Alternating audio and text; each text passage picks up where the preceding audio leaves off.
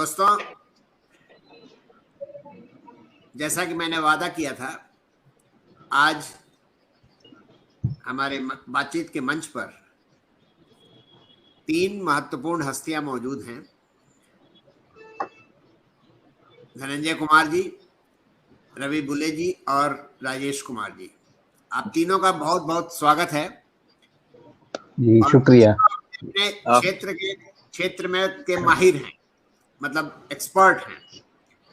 हमने बातचीत के लिए जो आज विषय चुना है वो ये है कि कश्मीर फाइल्स पर। अब सवाल कई बार लोगों ने मुझसे पूछा कि कश्मीर फाइल पर ही आप क्यों बातचीत कर रहे हैं या टिप्पणी कर रहे हैं। तो मैं पहले स्पष्ट कर दूं कि मेरा मानना है कि हर चीज का, चाहे वो कविता लिखी जाए, चाहे कहानी लिखी जाए, चाहे नाटक लिखा जाए, चाहे फिल्म बनाया जाए, उसका एक मकसद होता है और फिल्म का एक बहुत बड़ा रीच होता है दर्शकों के बीच में। कविता कहानी का उतना रीच अभी हमारे देश में नहीं डेवलप हुआ है, लेकिन ये है कि फिल्मों का तो बहुत ही जबरदस्त रीच है और जब उसको प्रचारित कराया जाए बहुत सुनियोजित तरीके से तो रीच थोड़ी और बढ़ जाती है। तो इसी पे बातचीत करेंगे कि कथ्य के हिसाब से पहले बात करेंगे कि कहानी जो है वो मूलतः क्या है, मतलब क्या है उसका कंटेंट। फिल्म मैंने भी देखी है और सबने फिल्म देखी है और रवि बुले जी तो पहले भी एक इंटरव्यू दे चुके हैं, मैंने इनका इंटरव्यू देखा भी है। तो कंटेंट पर थोड़ा पहले बात करेंगे, उसके बाद से फिर हम इसके टेक्निक पर बात करेंगे और थर्ड राउंड में हम बात करेंगे कि अल्टीमेटली मैसेज क्या जा रहा है। अब यहाँ पर हम तीनों लोग जो बैठे हुए हैं, चारों लोग, वो ये बात मानते हैं कि मैसेज हर चीज का होता है। और चौथी बात ये है कि इसको किस ढंग से इस्टेब्लिश किया जा रहा है। मैं ये नहीं कह रहा हूं कि जो डायरेक्टर है या जो प्रोड्यूसर है वो जो है बहुत ही इनोसेंट आदमी है, वो इनोसेंट हम नहीं कह सकते, लेकिन जिस तरह से माहौल बना के इस फिल्म का प्रचार किया जा रहा है वो जरूर थोड़ा ऑब्जेक्शनेबल है। थोड़ा क्या मतलब, वो ज्यादा ऑब्जेक्शनेबल है। और हमारे यहाँ तो ये है कि फिल्म के बाहर प्रदर्शन और लोगों ने समर्थन में प्रदर्शन और मुस्लिमों के खिलाफ प्रदर्शन खूब किए हैं। मैंने जब फिल्म देखी तो मैंने ये देखा कि जिस तरह से प्रचारित किया जा रहा था कि लोग फपक फपक के रोए। अब या तो समय बीत गया है, तो तब मैंने देखा इसे पीक आवर्स में नहीं देखा, पीक टाइम में नहीं देखा, लेकिन मुझे नहीं लगा कि कुछ लोग जो है जिस तरह से प्रचारित किया जा रहा था उस तरह से रोए। दूसरी बात यह है कि जो मैंने महसूस किया कि वो ये कि इसमें मतलब हिंसा के अलावा मतलब रोने जैसा कोई मतलब बिंदु उस तरह के नहीं थे जिसमें आदमी रोने लगे। अगर मैं इसको ऐसे दूसरे शब्दों में कहूं तो मुझे याद है कि रामलीला देखते समय जब लक्ष्मण को बाण लग जाता है तो राम जो विलाप करते हैं, कई बार बड़े बड़े नास्तिकों के भी आंख से आंसू आ जाते हैं और मैं भी कई बार रोया हूं। या दशरथ जब राम जाने लगते हैं और दशरथ जिस तरह से रोते हैं, तो वो चीजें जो हैं वो इस फिल्म में मुझे नजर नहीं है जहां पर रोने की बात हो। चाहे वो 24 लोगों को गोली मार दी हो लास्ट में, या कश्मीरी पंडितों को, मतलब बच्चे को भी मारा गोली। तो ऐसी तो बहुत सारी फिल्में हैं जो कि होती हैं, लेकिन इस फिल्म में ऐसी क्या खास बात है कंटेंट वाइज पहले हम बात करेंगे कि जिसे ये बहुत ज्यादा चर्चित हो गई है और बहुत ज्यादा इसको बढ़ावा दिया जा रहा है। सबसे पहले मैं बातचीत करना चाहूंगा चूंकि रवि बुले जी फिल्म इंडस्ट्री से जुड़े हुए हैं और फिल्म मेकर भी हैं, डायरेक्शन भी है, डायरेक्टर भी हैं और फिल्म समीक्षाएं बहुत अच्छी तरह से करते हैं। रवि बुले जी, आप थोड़ा बताइए कंटेंट के बारे में, थोड़ा कंटेंट वाइज। देखिए, क्योंकि इस फिल्म को लेकर जो सबसे बड़ी बात जो मुझे समझ में आती है, इसकी टाइमिंग। हर चीज का एक समय होता है और अगर वो सही समय पर आ जाए, सही समय पर ऑडियंस को हिट कर दे, तो वो फिल्म चल जाती। वो माहौल, जो खाद पानी जो होता है, वो उसको चाहिए होता है। तो जिस तरह का पूरा माहौल इस समय बना हुआ है हमारे देश में, समाज में, तो उस हिसाब से कश्मीर फाइल्स जैसी फिल्म के लिए एकदम मुफीद समय था ये आने का। तो इसलिए आप ये कहें कि मतलब इस फिल्म की सफलता जो है, उसके पीछे सबसे बड़ा कारण यही है। शायद यही फिल्म जो है 5 साल पहले आई होती, 10 साल पहले आई होती और बनाई गई होती, तो हो सकता है कि इस तरह से चीजें नहीं होती इसमें। या कई लोग ये भी कहेंगे कि नहीं, इस फिल्म को तो तब शायद रिलीज भी नहीं होने दिया जाता, ये भी चीजें आ सकती है। तो ये सबसे बड़ी चीज है समय। तो जिस समय में ये फिल्म आई है, उसके लिए ये समय एकदम सटीक है। अच्छा, फिर क्योंकि ये फिल्म, एक और बात जो है इसके, क्योंकि ये पूरा एक तरीके से काफी हद तक इसको एक राजनीति से जोड़कर देखा जा रहा है। मतलब ठीक है, बहुत सारे लोग इसको प्रोपेगेंडा कह रहे हैं, इसको पार्टी से जोड़कर देख रहे हैं। इसके मेकर्स जो हैं या जो इसमें काम करने वाले अनुपम खेर हैं, सब सीधे से जो एकदम राइट विंग की जो विचारधारा है उससे जुड़े हुए लोग हैं। तो ये एक तरीके से ये पैकेजिंग है। एक तरीके से एक हिसाब से ये आप इसको फिल्म भी नहीं कह सकते कि किसी विषय को लेकर बनाई। ये पैकेजिंग है पूरी पूरी। इसको आप उस तरह से मनोरंजन के खाते में नहीं डाल सकते। इसको अवेयरनेस जरूर बोलेंगे, उनका अपना तर्क है कि ठीक है, हम लोगों को अवेयर करना चाहते हैं, सिनेमा ये काम करता है और ये फिल्म भी कर रही है। लेकिन इसके बहुत टारगेटेड ऑडियंस हैं और नो डाउट इस समय उसका ऑडियंस जो है बहुत बहुत बड़ा है। और इसको हम उसके बॉक्स ऑफिस कलेक्शन से देख सकते हैं। क्योंकि मैं तो पहले ही दिन नॉर्मली फिल्में देखता हूँ, और जब मैं इस फिल्म को देखने गया था, तो इस फिल्म के लिए फिल्म की रिलीज से पहले ही काफी बहुत माहौल बन चुका था। और उसकी वजह थी इसकी कंट्रोवर्सी। कपिल शर्मा के शो में जैसे नहीं बुलाया गया, जो इसकी फिल्म के डायरेक्टर हैं विवेक रंजन अग्निहोत्री, इन्होंने लगभग शायद 8-10 दिन पहले ही वो एक बात कह दी थी। तो क्योंकि कपिल शर्मा का शो जो है, उसमें तमाम एक्टर्स जो हैं फिल्म को प्रमोट करने के लिए आते हैं। और ऐसे में विवेक अग्निहोत्री का ये कहना कि हमें इस शो में, मतलब हमने आगे रह के कहा था कि हमें बुलाया जाए, और हमें मना कर दिया गया कि आपकी फिल्म में उस तरह की स्टार कास्ट नहीं है कि जिसको कि हम अपने शो पे बुला सकें या जिससे कि दर्शक आकर्षित हों। तो ये जो एक चीज थी, इसने एकदम से लोगों को इस कनेक्ट कर दिया। क्योंकि आप देख रहे हैं कि इसमें पूरा सोशल मीडिया जो है, जो ट्विटर है, जो फेसबुक है, इंस्टाग्राम और व्हाट्सएप, जो भी सारी चीजें चल रही हैं, तो चीजें एकदम बहुत एक आग की तरह बहुत तेजी से फैलती हैं। तो इस चीज ने एक तो हवा बहुत ज्यादा दे दी कि लोग बहुत सारे कपिल शर्मा शो के खिलाफ जो खड़े हुए, और साथ में इस फिल्म के पक्ष में माहौल बनने लगा। दूसरा, एक और वीडियो विवेक अग्निहोत्री जो है, उन्होंने इस फिल्म के रिलीज से पहले बनाया था। वो है, एक फिल्म क्रिटिक है अनुपमा चोपड़ा, और वो है विधु विनोद चोपड़ा की वाइफ है, जो बड़े मेकर हैं इस इंडस्ट्री के। तो उनकी एक वेबसाइट है फिल्म कंपेनियन। तो किस तरह से उस फिल्म कंपेनियन में द कश्मीर फाइल से इसके ट्रेलर का रिव्यू किया गया। उन्होंने उस चीज को एक इशू बना के बताया कि देखिए ये चीज है, और सच ये है कि मतलब हम इंडस्ट्री के एक दूसरे छोर पर हैं, और ये इंडस्ट्री में नेपोटिज्म की बातें बहुत लंबे समय से चल रही कि एक खास लोगों के हाथ में फिल्म इंडस्ट्री है। तो उस चीज को भी उन्होंने उठाया और ये बताया कि हमारी फिल्म, हमारे ट्रेलर को ही कितनी बुरी तरह से यहाँ पर रिव्यू किया गया है, या उसको स्पेस नहीं दी गई। और जो रिव्यू किया गया उसमें भी ताशकंद फाइल्स के बारे में लिखा गया है कि वो फिल्म एक 3rd रेटेड फिल्म थी या 2nd रेटेड फिल्म थी। और अभी से मतलब चीजों को हमारे खिलाफ जो है पूरा माहौल इस फिल्म इंडस्ट्री में, या जो सो कॉल्ड जो एलीट क्लास है सिनेमा का, इस बॉलीवुड की दुनिया का, वो हमारे खिलाफ जो है अभी से माहौल बना। तो उन्होंने एक तरह की हवा बनानी शुरू कर दी। देखिए, फिल्म एक ऐसा माध्यम है जिसमें आपको प्रचार की जरूरत पड़ती है, और इसमें प्रचार हर तरह से होता है आज की तारीख में।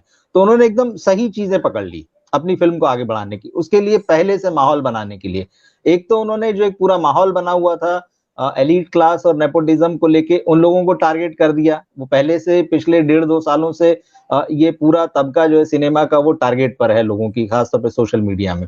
तो वहां से एक उठा, और दूसरा उन्होंने फिर कपिल शर्मा शो की बात कर दी कि भाई हमने तो वहां जाना चाहा था लेकिन हमें ये जवाब मिला।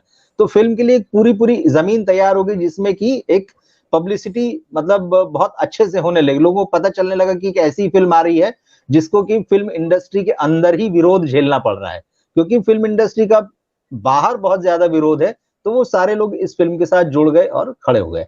अब इसमें भले ही बाद में अनुपम खेर का भी एक स्टेटमेंट आया कि नहीं नहीं मेरे पास तो कपिल का फोन था, वो सारी, तो फिल्मों में प्रचार बहुत जरूरी है। अब इसमें कुछ चीजें सच भी होती हैं, कुछ झूठ भी होती हैं, कई बार होता है मिलके भी गेम खेला जाता है। तो कुल मिला के हुआ कि द कश्मीर फाइल्स के लिए प्रमोशन की एक बहुत अच्छी जमीन तैयार हो गई।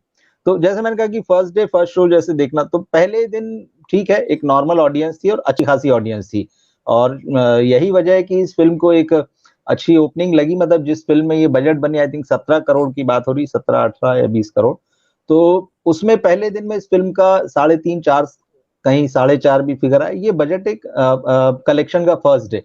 लेकिन दूसरे दिन से इस फिल्म ने जो पकड़ना शुरू किया, इस फिल्म को नो डाउट रिव्यू भी अच्छे मिले। ऐसा नहीं कि रिव्यू अच्छे इन द सेंस की मतलब ठीक है इस फिल्म को सोशल मीडिया में क्रिटिसाइज किया गया, लेकिन जो मेन स्ट्रीम का मीडिया है उसके रिव्यू आप उठा के देखेंगे तो वो ऑलमोस्ट इस फिल्म को सपोर्ट करने वाले थे, चाहे वो टीवी में हो चाहे प्रिंट में हो या वेबसाइट्स में हो। लेकिन बहुत शुरू के 3-4 दिनों में पूरा माहौल बन गया, अच्छे रिव्यू, और लोगों ने फिर जैसा मैंने कहा कि इस वक्त जो समय है, इस वक्त जिस तरह की विचारधारा, ये जो बातें जिनके साथ बहुत ज्यादा से ज्यादा लोग जुड़े हुए हैं।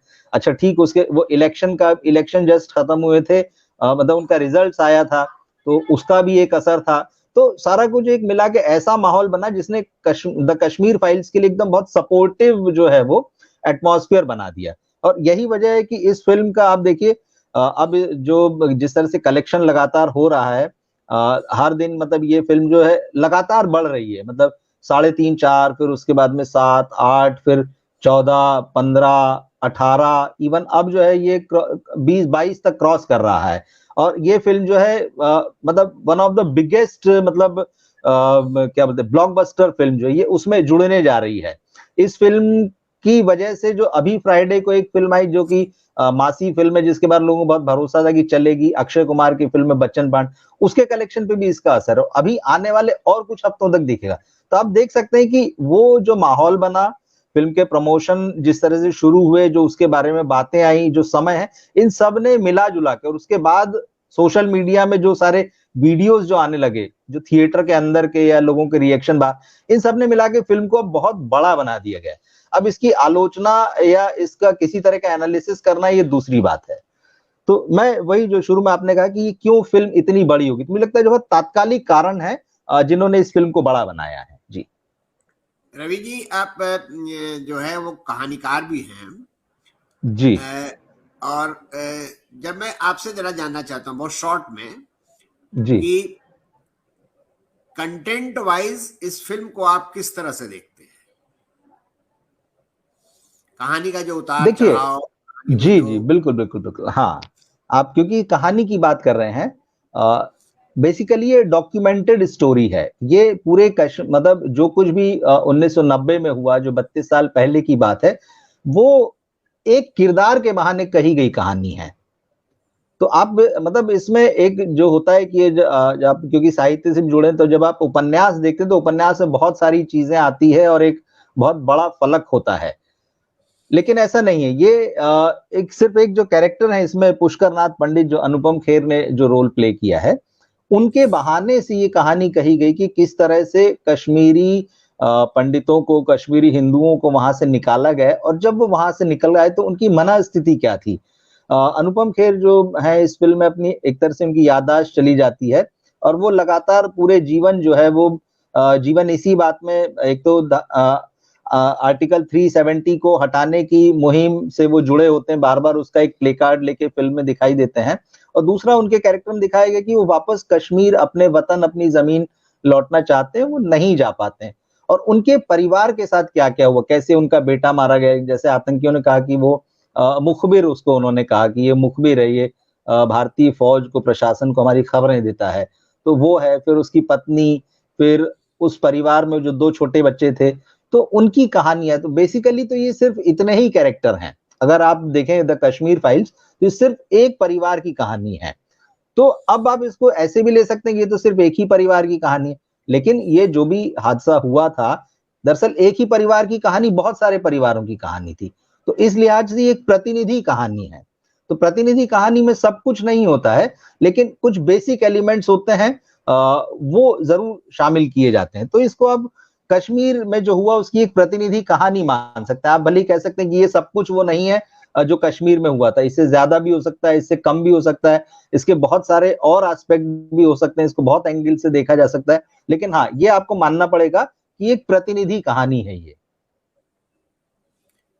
चलिए ठीक है, आपने अपनी बात बहुत अच्छी तरीके से रखी। धनंजय जी, मैं 1 मिनट जरा आपको अनम्यूट कर देता हूँ जी। धनंजय जी, मैं आपसे जानना चाहता हूँ कि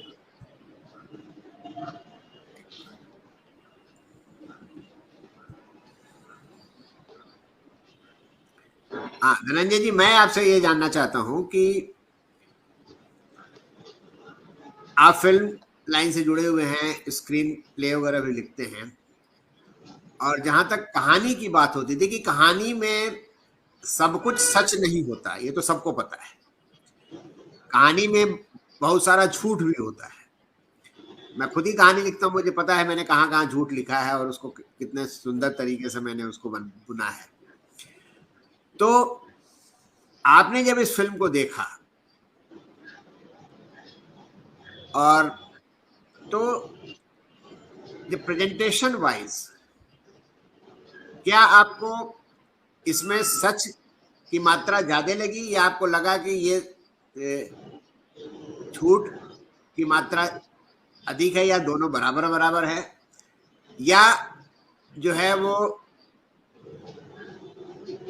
जैसे भी रवि जी ने कहा कि डाकू ड्रामा डॉक्यूमेंट्री टाइप की है, तो डॉक्यूमेंट्री का एक अलग मिजाज होता है।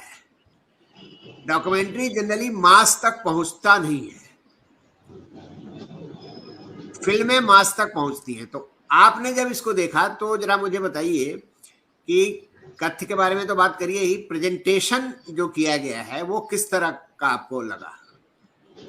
जी, आपने बात कही कि जैसा एक तो कहानी होती है सिनेमा में, और उसके बाद एक पटकथा होती है ना। पटकथा जो है प्रेजेंटेशन है बेसिकली, और जब हम कहानी की बात करते हैं तो कहानी विषय वस्तु को कहने की कला को ही कहानी कहते हैं, कि आपने किसी विषय वस्तु को कैसे कहा है।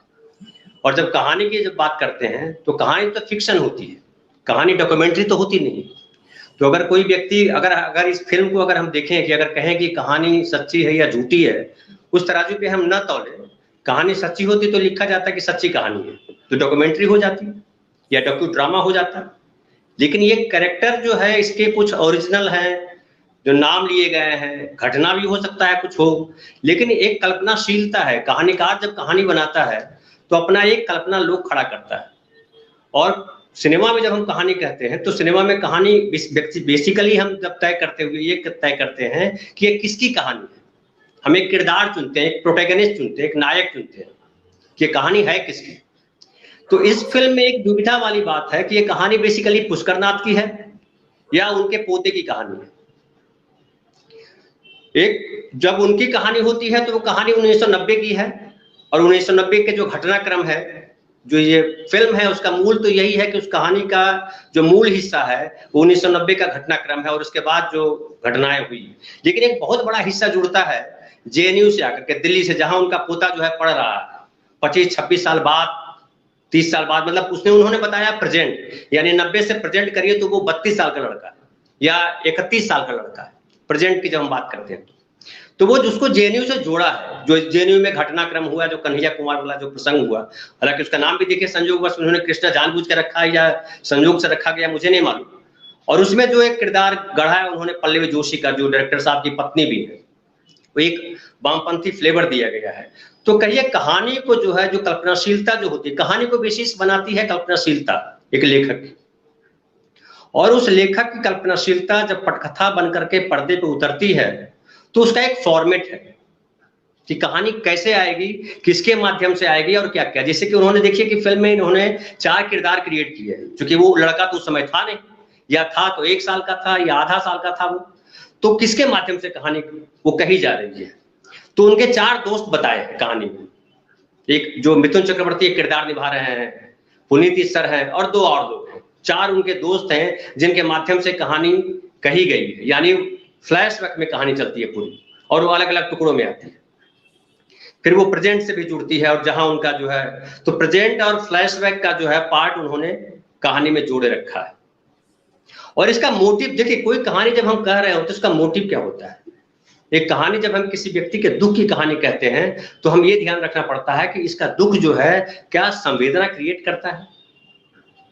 अगर एक दुखी व्यक्ति की कहानी कहनी हो, एक पीड़ित व्यक्ति की कहानी कहनी हो, तो उस कहानी का जो मोटो होता है वो संवेदना अर्जित करना होता है कि क्या इससे दर्शक जुड़ता है।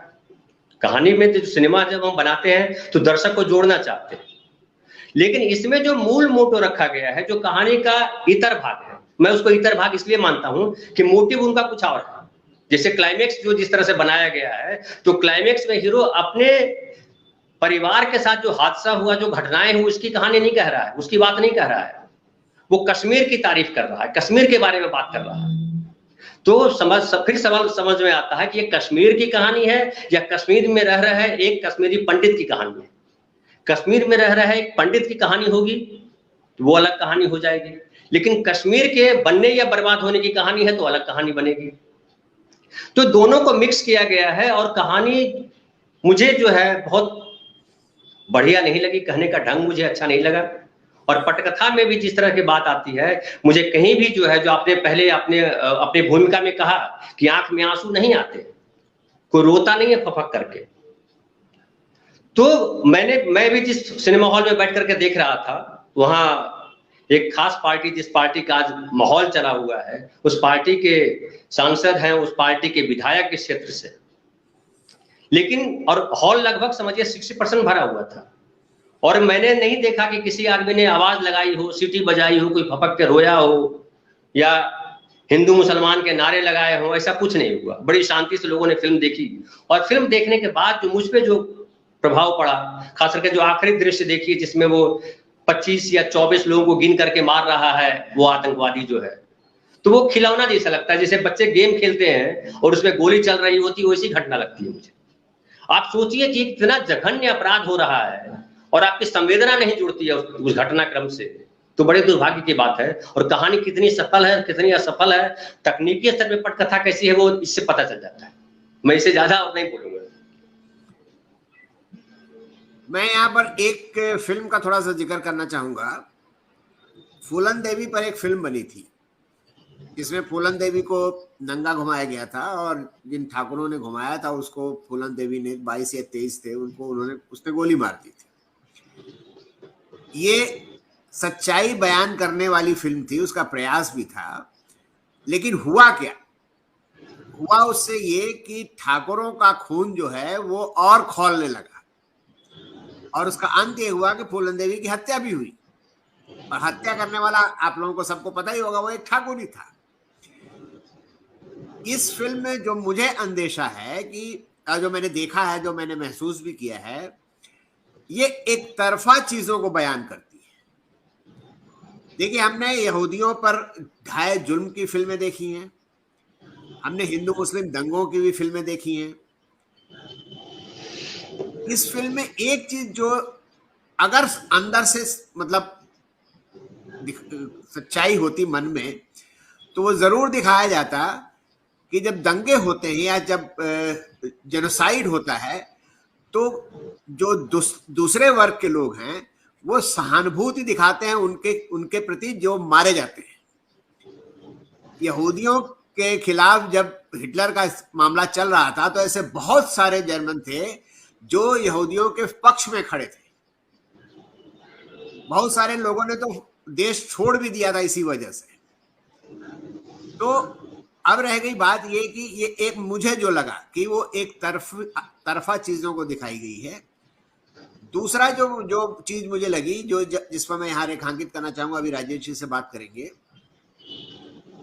जेएनयू का पूरा माहौल जो दिखाया गया है वो बहुत विकृत तरीके से दिखाया गया है। जेएनयू बहुत सारे लोग गए हैं, राजेश जी भी गए हैं और मेरे ख्याल से रवि भी जी भी गए होंगे, धनंजय जी भी शायद गए हों, मैं भी गया हूं कई बार। तो मैं मगध यूनिवर्सिटी का छात्र हूं। वहां पर आप देखिए फिल्मांकन की जो बात है, जब पल्लवी जोशी जाती है तो बैकग्राउंड में मार्क्स का, लेनिन का, माओ से तुंग की फोटो दिखाते हैं। मेरे ख्याल से किसी हॉल में तो ऐसा है, लेकिन दीवारों पर ऐसा नहीं है। दूसरी बात कि पल्लवी जोशी का कैरेक्टर भी बड़ा कमजोर है। पल्लवी जोशी अपने स्टैंड पर टिक नहीं पाती, और लड़का जो कृष्णा है वो भी अपने कैरेक्टर पर इतना समझदार होने के बावजूद, सब कुछ समझने के बावजूद, वो सारी चीजें समझने के बावजूद जब एक परिवार, अपने परिवार की कहानी सुनता है तो वो पलट जाता है, और पलट करके फिर वो सारी बातें करता है जो उसके दादाजी सिखाया करते थे उसे। उसने भी एक बार नहीं मतलब सोचा कि फैक्ट फाइंडिंग जो स्थिति होती है, एक इंटेलेक्चुअल का काम क्या होता है, फैक्ट फाइंड करना। और कश्मीर की समस्या एक उससे देखिए, एक मतलब जिसको धारावाहिक के तौर पर देखिए, ये 89 की ही बात नहीं है या अभी की बात नहीं है, ये जो है इसकी एक पूरा इसका इतिहास एक है, और वो इतिहास में अगर आप नहीं गए हैं तो आप चीजों को सही ढंग से प्रेजेंट नहीं कर पाएंगे। अब मैं बात करूंगा राजेश जी से, जो मुझे ये कमजोरी लगी, इसलिए मैंने ये बात कही यहाँ पर कि फिल्म मैं भी देखता हूँ और कभी कभार फिल्मों पे लिख भी लेता हूँ मैं तो, लेकिन रवि बुले साहब जैसा नहीं लिखता हूँ भाई, वो तो बहुत अच्छा लिखते हैं, मैं तो बस ऐसे टिप्पणी और कर देता हूँ।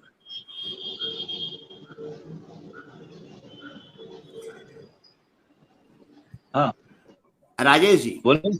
हाँ हाँ हाँ आपने फिल्म देखी, और आप जो बताइए। हाँ बिल्कुल। राजेश जी का परिचय मैं थोड़ा दे देता हूँ। राजेश जी थिएटर से जुड़े हुए हैं और नाटक इन्होंने कम से कम 26-27 नाटक लिखे हैं। नुक्कड़ नाटक से लेकर स्टेज तक का इनकी यात्रा है, और पात्रों को कैसे गढ़ा जाता है, पात्रों को कैसे प्रेजेंट किया जाता है, ये इनकी खासियत है। तो आप जरा बताइए इस फिल्म के बारे में, अपनी टिप्पणी दीजिए और थोड़ा क्रिटिसाइज भी करना है आपको। हाँ बिल्कुल। इसके पहले भी इनकी अग्निहोत्री जी की जो फिल्म है, विवेक अग्निहोत्री की, ये तीसरी फिल्म है ना।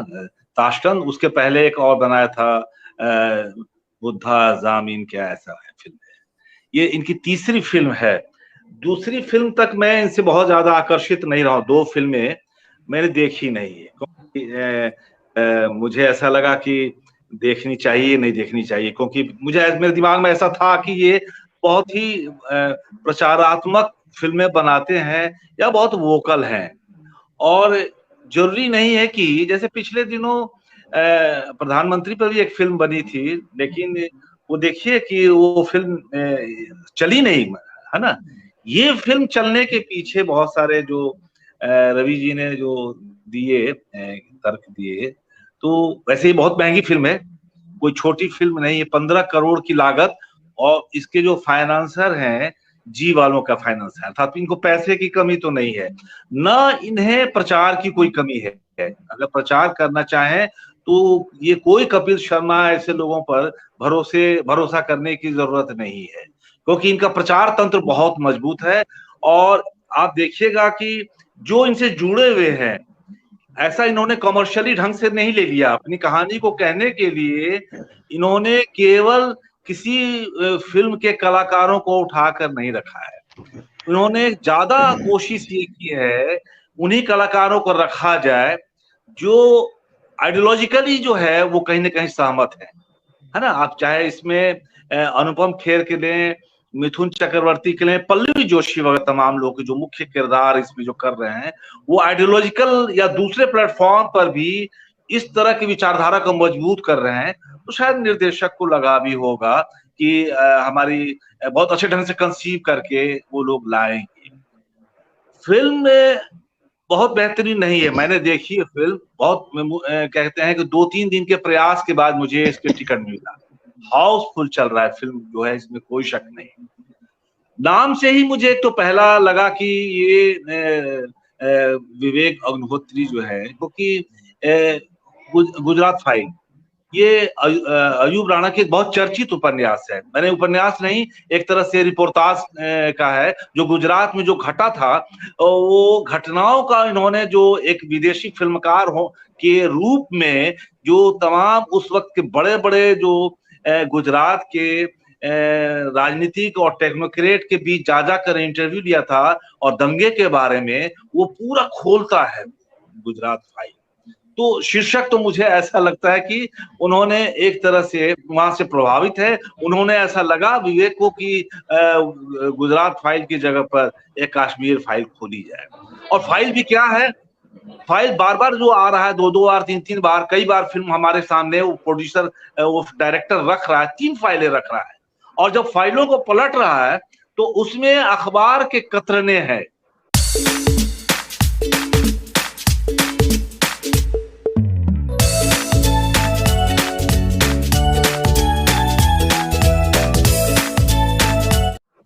अर्थात कतरनों से उसका पोता भी जो है, जिसकी भूमिका दर्शन कुमार ने किया है, अंत में वही फाइल रखता है। कहीं भी डॉक्यूमेंटेशन में उस फाइल में एक तफसील ढंग से बहुत ही जो शोध किया होता है, बहुत उसकी इंक्वायरी होती है, तफ्तीश होती है, इस तरह के पन्ने भी नहीं दिखते हैं कि पन्ने पलटे और बहुत सारे डॉक्यूमेंटेशन देखे ईमानदारी से, है ना। तो इस तरह से कोई ऐसा नहीं मिलता है।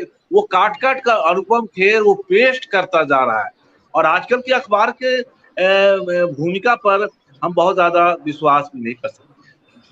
ये पूरी कहानी जो है, ये कोई कहानी इन्होंने बहुत ही सोच समझकर या एक बहुत ही प्रैक्टिकल ढंग से गढ़कर कहानी नहीं लिखी है। इन्होंने, इनके सामने बहुत पहले से ऑडियंस टारगेट था कि हमें इस ऑडियंस को दिखाना है, और ये भी था कि कौन सा पॉलिटिकल पार्टी को हमें सामने लाना है, ये भी उसके सामने बहुत क्लियर है। भाई एक रचनाकार हैं, हम रचना लिखते हैं तो हम पहले से निर्धारित थोड़े कर लेंगे कि हम फलाना पार्टी की हम एजेंडा को ला कर रख दें। भारतीय कम्युनिस्ट पार्टी से जुड़े हुए बहुत सारे लोगों ने जब लिखने की कोशिश की, बहुत सारे लिखा भी कहानियां पॉलिटिकल लाइन पर, तो लोगों ने उसकी बहुत ज्यादा आलोचना भी की कि क्या कहते हैं, कहानी कविता कोई पर्चा नहीं होता, झंडा नहीं होता, पंपलेट नहीं होता। जो अटैक एक तरह से जनवादी और ऐसे लेखकों पर किया जाता था, आप देखेंगे सबसे ज्यादा इसका शिकार ये फिल्म की कहानी है। कहानीकार जो है, जो खुद मुझे लगता है विवेक अग्निहोत्री कहानीकार हैं इसके शायद, तो वो जो है उन्होंने ढेर सारे घटनाओं को इधर उधर उनके दिमाग में था। उनके दिमाग में ये भी था कि जेएनयू को भी टारगेट पर लेना है, इसलिए जेएनयू को जब टारगेट पर लेना है तो उसको उन्होंने जबरन, ये जो पल्लवी जोशी का जो कैरेक्टर राधिका, जेएनयू को टारगेट पे नहीं लिया, फैज अहमद फैज को भी टारगेट पे लिया है। अच्छा, फैज को भी, फैज के माने उसके जो अंतिम लाइन है अल्लाह और अनहल हक, ये सब जो है कि देखिए ये लोग अल्लाह की बात करते हैं, ये पूरा उनके अंतिम गाने की जो फैज के अंतिम जो पंक्ति हैं उसका खूब इस्तेमाल किया। और क्या कहते हैं, जो जेएनयू में लगने वाले नारे हैं, उन नारों का भी आप देखिएगा, धुन जो होता है वो इनके पहले से ही 90 में भी जब वो सीन आता है 90 का, तो 90 के सीन में भी आजादी, वो जो धुन है, वो लोग जेएनयू में जिस तरह से लोग नारे बुलंद करते हैं, उसका जो ट्यून होता है, धुन होता है, वो धुन फिल्म के प्रारंभिक दृश्य में भी दिख रहा है। जब 90 के आसपास वो है तो वहां भी दिखता है। उन्होंने जेएनयू में तो लाया ही, जेएनयू में कदापि ऐसा नहीं होता है। अच्छा, दूसरा ये भी पॉलिटिकल चीजों को समझना चाहिए कि जो कन्हैया कुमार हैं, उनका कौन सी पॉलिटिकल पार्टी के साथ एफिलिएशन था, उनका किस यूथ विंग के साथ, पूरा भरा पड़ा है आयसा। उसमें आप देखिएगा एक स्टूडेंट यूनियन जो है आयसा को टारगेट किए हुए हैं सब उसमें। मुझे लगा कि वो लोग शायद आयसा नहीं जानते हैं, एआईएसएफ नहीं जानते हैं, या एसएफआई भी नहीं जानते हैं, या हो सकता है कि उनको लग रहा है कि आयशा सबसे ज्यादा अभी एक्टिव है इसलिए उन पर अटैक करें। और चूंकि एमएल से उनका जुड़ाव है, इसलिए माओ की आप देखिएगा दीवारों पर, देखिए इतिहास का विभाग हो, भूगोल का विभाग हो, साइंस हो, उसके फैकल्टी के बाहर माओ की ऐसी कोई तस्वीर नहीं है जेएनयू के परिसर में। हो सकता है उनके लाइब्रेरी में हो, उनके क्या कहते हैं परिसर में हो, जहां पर स्टूडेंट्स लोग बैठते होंगे, वहां हो सकता है ना। लेकिन अब केवल यही नारे नहीं है, आप जेएनयू का नया जो सिनारियो है वहां अम्बेडकर भी है, वहां राम मनोहर लोहिया भी दिखते हैं, क्योंकि हर विंग के लोग आ गए हैं वहां पे, है ना। दलित समर्थन भी लोग हैं, एबीवीपी के भी बहुत सारे लोग हैं उसमें, तो उनके भी स्लोगन नजर आ रहे हैं। तो इसलिए कहानी का स्तर पर इनने जो जिन्होंने लिखा है वो लाकर उन्होंने रख दिया है बहुत ही, चाहे वो अनुपम खेर का संवाद अगर देखे डायलॉग बहुत ही, या मिथुन चक्रवर्ती का अति नाटकीयता के बहुत शिकार है, लग रहा है कि ड्रामा कर रहा है, मेलो ड्रामा कर रहा है, वो क्या कहते हैं उन चीजों को लग रहा है। और जहां वो जो एक बहुत ही कॉमरेड है दिखाया गया है जेएनयू में, जो छात्र जो है वो जब वो वापस जाता है कश्मीर अपने पिता के दादा के राख को छिड़कने के लिए, और फिर उसके दौरान लोगों से जो मिलता है, मिलने के बाद उसका इतना तात्कालिक प्रभाव पड़ता है, चाहे 5 दिन में 10 दिन में, कि तमाम जो पहले की जो उसकी कमिटमेंट है आइडियोलॉजिकल, उन आइडियोलॉजी से कहीं टकराता नहीं है।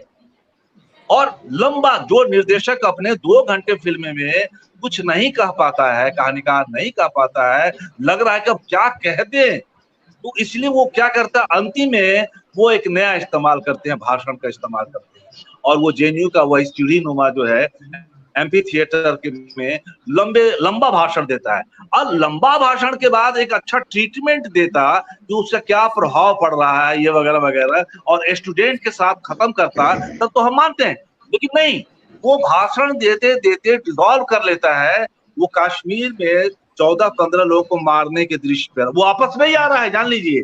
और वहां वो जिस ढंग से मार रहा है एक एक आदमी को, जिस तरह से म्यूजिक का इस्तेमाल कर रहे हैं, जिस तरह से कैमरे का इस्तेमाल कर रहे हैं, वो कहीं से भी क्या कहते हैं लोगों को संवेदना नहीं, बहुत ही एक तरह से अजीब तरह के क्या कहते हैं स्थिति में ले जाने की कोशिश करता है। और डर, विभत्स, ये तमाम जो चीजों खून निकल रहा है एकदम एक तरफ से दूसरी तरफ खून, और फिल्म को वापस नहीं लाता है, जान लीजिए। अगर कहानीकार के रूप में अगर कथा से जुड़े होते, कहानी की चीजों को जानते, तो फ्लैशबैक को ले गए थे और फ्लैशबैक को रिटर्न करके ले आते। लेकिन नहीं, फिल्म वो रिटर्न में आती ही नहीं है, वही खत्म कर देते हैं वो फिल्म को।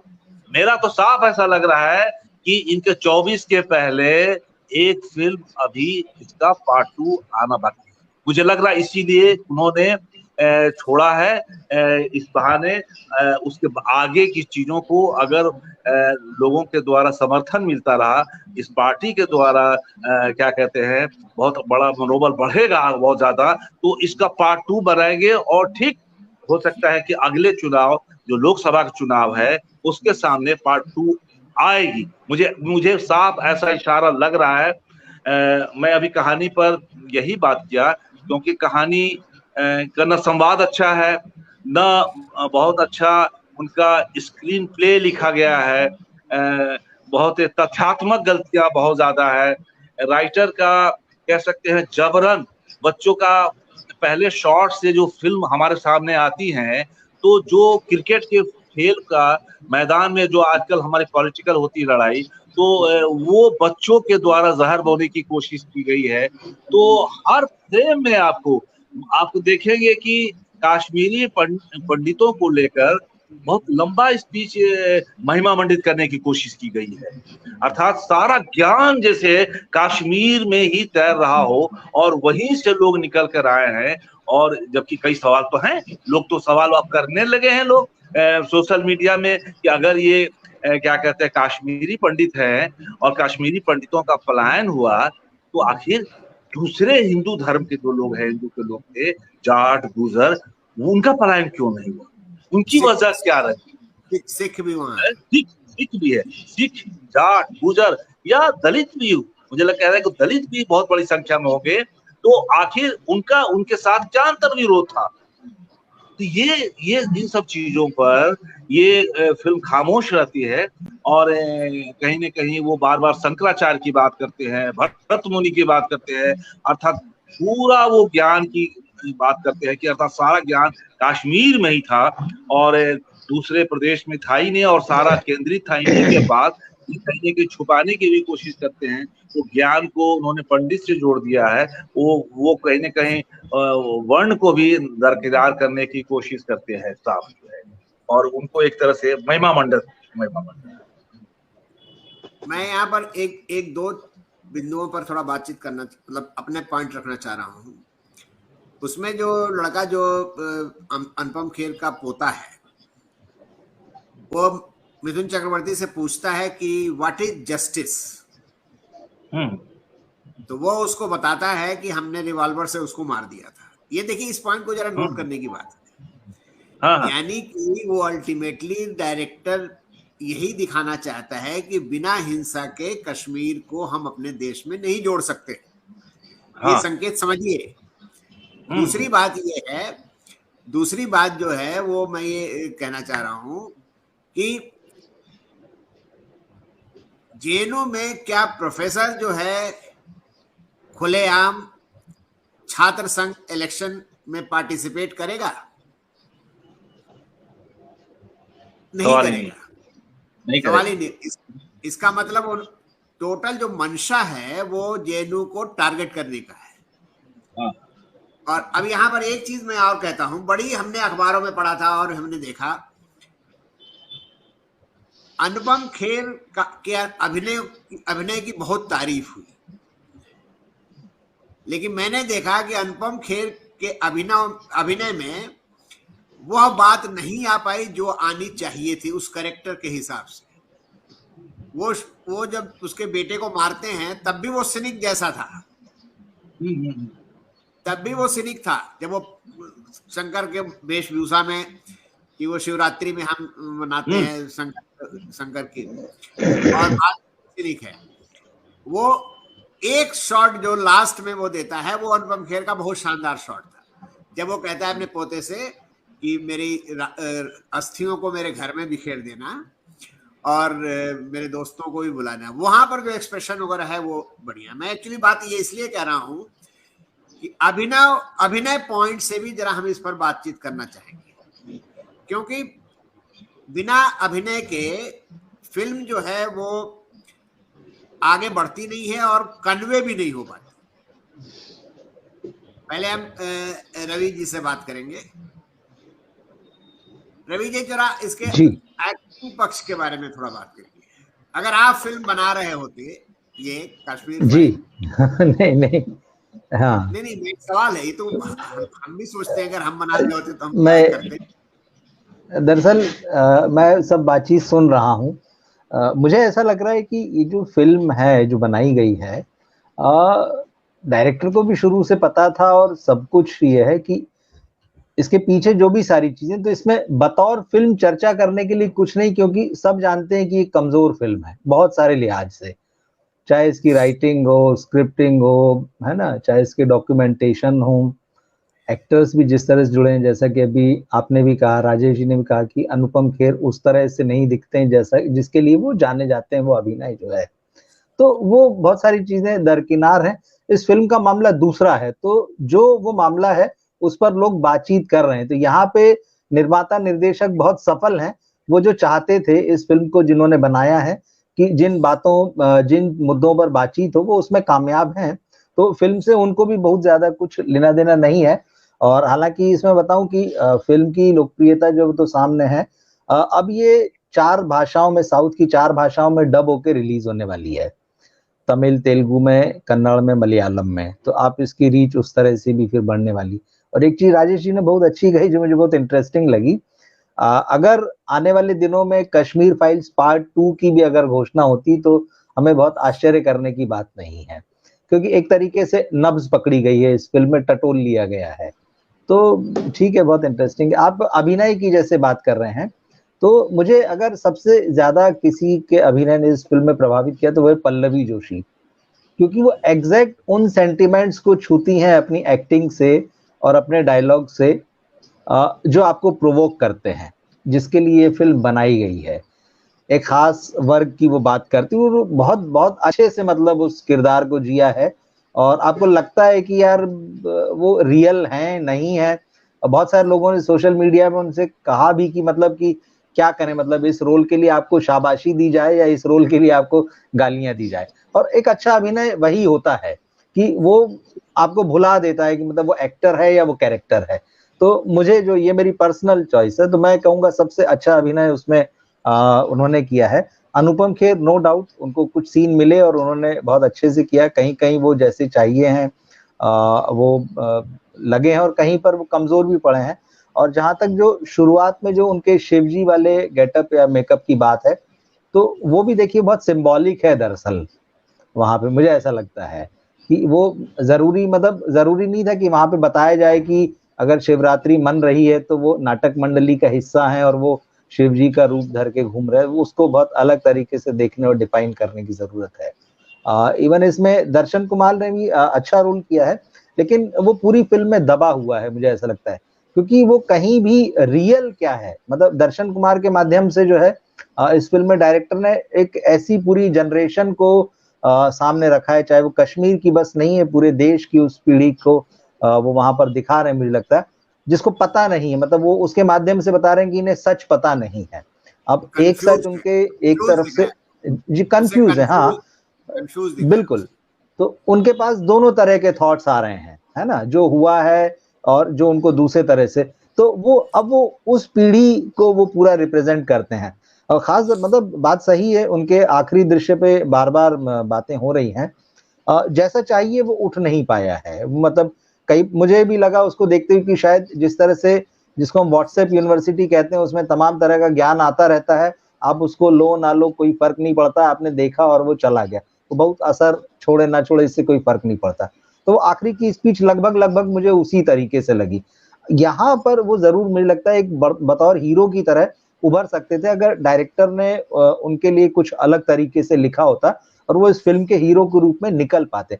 लेकिन क्योंकि कोई कंक्लूजन ही नहीं है, उनके कैरेक्टर को लेके भी कोई कंक्लूजन निकल के नहीं आता है, फिल्म भी कोई आखिरी में कोई एक दृश्य के साथ जो समाप्त होती है वो खैर वो भी अलग चीज है।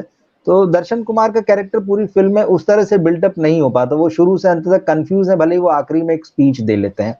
उसके अलावा बाकी जो है ठीक है, सारे एक्टर्स ने अपना अपना काम किया है। मिथुन है, पुनीत सर हैं, आई थिंक सोनाली नहीं कुलकर्णी है, नहीं मुझे नाम याद नहीं आ रहा, जो शारदा बनी है उसमें उनका रोल है।